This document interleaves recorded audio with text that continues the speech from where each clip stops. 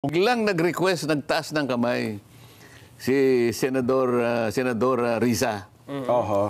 Sabi niya, Mr. President, sabi niya gano'n, a brief manifestation only. Alam mo ba ang ginawa niya? Oho. Nag-privilege speech. Ako po, mapagparaya ako eh. Opo. Tinitiis ko po yan eh. Kahit na labag na sa tuntunin, ginagawa nila. Oho. Kailangang maliwanagan po ninyo. Ginawa po nila yung para maging huli ako. Oho.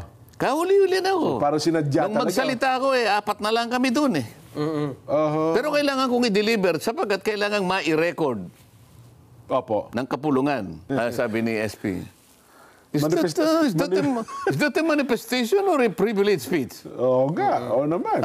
Sabi ni Risa, well, maybe gagano. Na-technical, ano na sila eh. Talagang gano'n. Ay, ako naman okay lang. Sige. Oho. Nako. Di ba? Parang Kailangan lang malaman ng kababayan natin kung anong ginagawa nila. Opo.